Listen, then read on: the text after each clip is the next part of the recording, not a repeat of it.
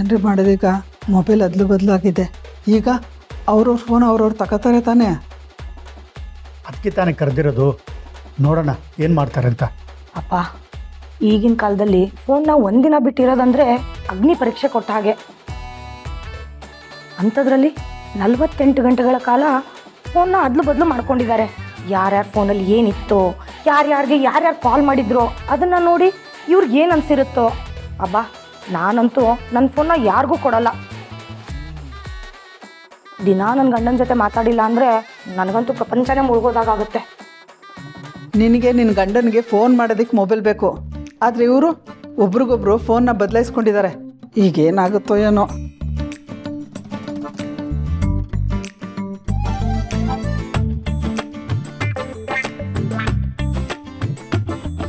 Mobile ವಾಪಸ್ ಕೊಟ್ಬಿಡ್ಲಾ? ಇಷ್ಟೊಂದು ಜನ ಹುಡುಗಿರು ಮೆಸೇಜ್ ಮಾಡಿದ್ದಾರೆ. ಇವ್ನು ಬೇಕು ಅಂತಲೇ ಬ್ಲಾಕ್ ಮಾಡಿರಬೇಕು. ಅಪ್ಪಿ ತಪ್ಪಿ ಇವರೆಲ್ಲ ಮತ್ತೆ ಮೆಸೇಜ್ ಮಾಡಿದ್ರೆ ನನಗೆ ಗೊತ್ತಾಗ್ಬಿಡುತ್ತಲ್ಲ, ಅದಕ್ಕೆ ಹೀಗೆ ಮಾಡಿದ್ದಾನೆ ಅನ್ಸುತ್ತೆ. ಮೇಡಮ್ ಯಾವಾಗಲೂ ಫೋನ್ ನೋಡ್ತಿರ್ತಾರೆ, ಅದರಲ್ಲೂ ಸೋಷಿಯಲ್ ಮೀಡಿಯಲ್ಲಿ ಅವಾಗವಾಗ ಆ್ಯಕ್ಟಿವ್ ಆಗಿರ್ತಾರೆ. ಸೋಷಿಯಲ್ ಮೀಡಿಯಾ ಅಕೌಂಟ್ ನಾನು ನೋಡಿರಲಿಲ್ವಲ್ಲ ಇದುವರೆಗೂ. ಓಪನ್ ಮಾಡಿ ನೋಡ್ಬೋಣ.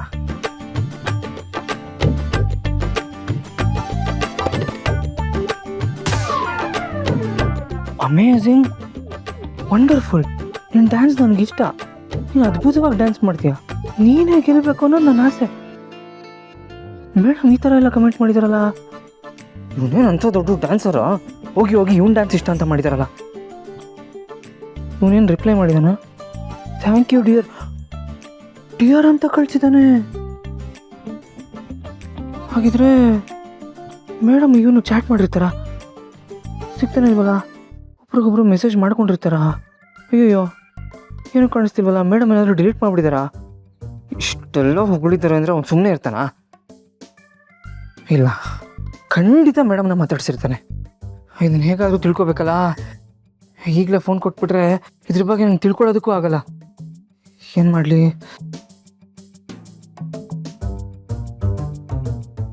ಇರಲಿ, ಮುಂದೊಂದು ದಿನ ಸಿಕ್ಕಾಕೊಳ್ಳೇಬೇಕಲ್ವಾ? ಆಗ ನೋಡ್ಕೋತೀನಿ. ಈಗ ಸದ್ಯಕ್ಕೆ ಮೊಬೈಲ್ ಕೊಟ್ಬರ್ತೀನಿ.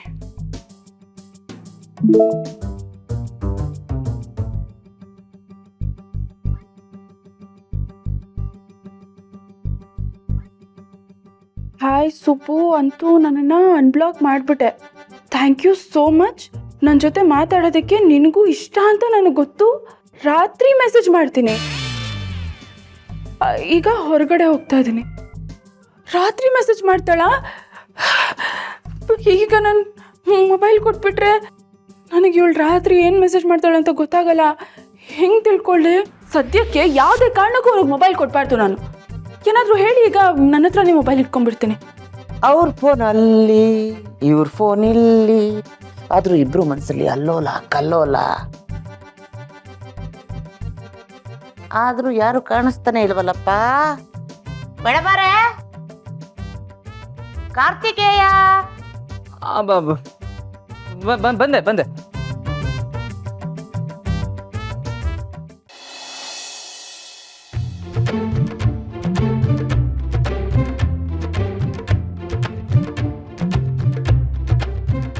ಬಂದ್ಯಪ್ಪ, ಬಾ.